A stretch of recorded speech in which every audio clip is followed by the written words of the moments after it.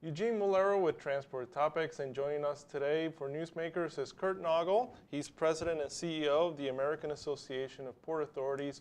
Kurt, thank you for coming on the show. Thank you for having me. I appreciate being here. Of course. Tell us a little bit about your group and what the major concerns that you guys are dealing with. Just paint a picture of what the group is and what you're working on. Sure. Well, our association represents the public seaports throughout the Western Hemisphere. So we have the major seaports throughout the United States. In addition to that, the ports in Canada, the Caribbean, Central and South America. So for our broad membership throughout the hemisphere, we focus on really networking, exchange of information, lessons learned, best practices amongst the industry, similar to the way the trucking associations does for the trucking industry. And what are some of the top issues on your agenda? For our U.S. members, and really for many of our members, but certainly in terms of our work here in Washington, D.C. for our U.S. members, focuses a lot on infrastructure, particularly the connecting infrastructure at our ports, both the land side, first mile, last mile, getting the cargo into and out of ports more efficiently, whether connecting to interstate highway or the mainline railroad. And on the water side, the federal navigation channels to ensure that those are maintained and deepened and widened where necessary to accommodate the larger vessels that are plying in international trade. And the association recently launched a campaign to do what exactly? It's called America Keep It Moving, and the focus is to really identify and highlight to policymakers here in Washington, D.C., the new Trump administration, the new Congress, on the critical role that ports and that connecting freight transportation infrastructure plays to our economy, plays to our jobs in the United States, as well as importantly our international competitiveness, so that American agriculture, American manufacturing, American energy projects can be more competitive in the global marketplace. What would you like policymakers to do exactly? We're talking advancing an infrastructure funding bill, and if so, what would that look like? Sure. Well, we're very optimistic in terms of an infrastructure package this year, and we're hopeful that any sort of infrastructure investment program has a priority for freight transportation, moving goods, both throughout the domestic transportation system within the United States, but also, again, importantly, connecting that system to the rest of the world through the land side and the water side and the port facilities themselves in and around America's seaports. So we're hopeful that in terms of the actual investments, there'd be freight-related investment in the first mile, last mile, transportation corridors, key areas that allow our goods to flow more easily into and out of our ports. And then also on the water side, adequate funding for the Corps of Engineers to allow them to ensure that our federal navigation channels meet the 21st century needs. And for the first last mile aspect, we're talking, primarily to reduce or eliminate congestion. Absolutely. So in many cases where our ports see the bottlenecks occurring is really outside the port facilities themselves, and that creates the congestion. It impacts not only the flow of the supply chain, but also the local communities. Congestion in that area also has environmental impacts as well. So by making those investments to streamline that, not only makes us more efficient, more competitive, but it also has very positive community benefits as well. When you're saying keep it moving, on Capitol Hill, Republican leaders failed to advance a health care repeal package, but now they're moving to other issues, priorities for the Trump administration, tax reform and infrastructure. Can you give me your assessment as to when would you expect to see Congress and the administration advance such a massive package? Well, obviously, because it is a massive package, both in terms of tax reform, and we have some areas there that we think are opportunities for infrastructure in and around ports, but also then a broader infrastructure investment package. I think from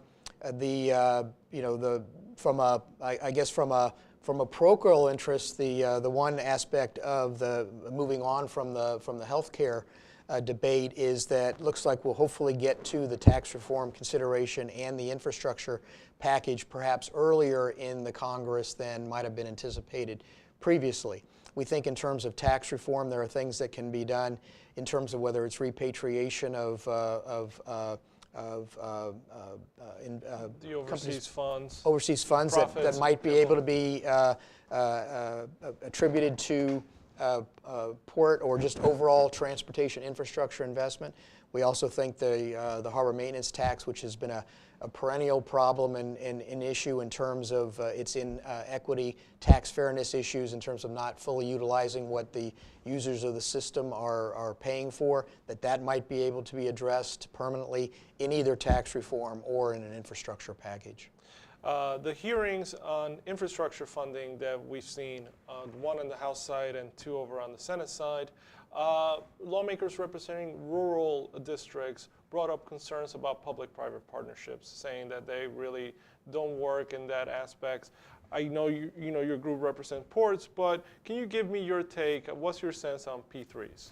Right. Well, I think we've had good experience with public-private partnerships in terms of the port facilities themselves. We have a recent survey that shows over the next 5 years that port authorities, as well as their private sector partners, partnering together, plan to invest over $155 billion just in the next 5 years in port facilities. So there's a lot of public-private partnerships that are working and that continue to involve the port facilities themselves. However, we do believe that for the investments essentially on both sides of those port facilities, again, the first mile, last mile, or the federal navigation channels, many of those types of projects don't lend themselves as readily to either an income stream or something that would be required to enable a public-private partnership to be successful. So we think for those types of things, it is important and vital that there be direct federal investment in our transportation infrastructure. Certainly we're supportive of any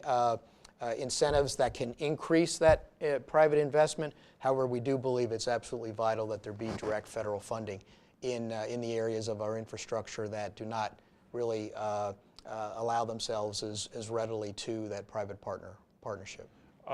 You're hosting your spring conference in April. You having Secretary Chow come in to deliver a keynote address. What is your anticipation as to what topic she's going to address? Do you have an expectation she's going to bring up direct funding or lay out some sort of a funding outlook?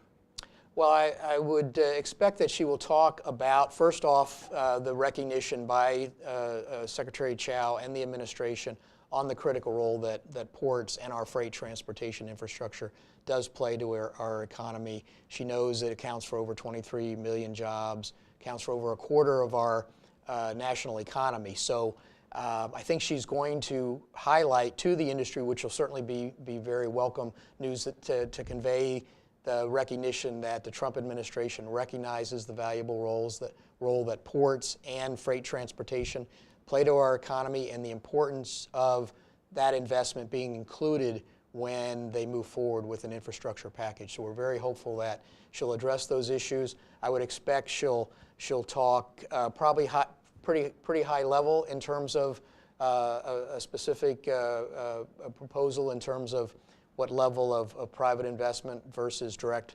funding, but we believe there is a recognition that we really need both if we're going to be able to catch up with the condition of our overall transportation infrastructure and really build that 21st century infrastructure that we need if we're going to be competitive moving forward as a nation and also in terms of our economic prosperity that the administration has highlighted during their campaign as well as early in the new administration. And you're also honoring a member of Congress as your Ports Person of the Year. Yes, our Port Person of the Year is Majority Whip Steve Scalise from Louisiana. This is the big award.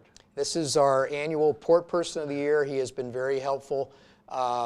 Obviously representing a district in Louisiana, he understands very directly and individually with his district the value that those ports play to his communities, and he's translated that in his leadership position to that recognition at the national level as well. So we're recognizing him for all of his support during the last couple of years where we've had 2 water resources bills pass Congress, as well as the FAST Act transportation bill that had, for the first time, as you know, and certainly ATA was very involved in, for the first time, dedicated funding and programs for freight transportation that can help move. The Fast Lane grants. Absolutely. Great. Absolutely. Kurt, thank you for coming on the show, and check out your website for the American Association of Port Authorities for more information on the spring conference. Very good. Well, we look forward to it, and again, appreciate the opportunity to be with you this morning, Of course, Eugene. yeah. Thank you very much. And check out ttnews.com on Tuesdays for Capital Agenda. Thanks.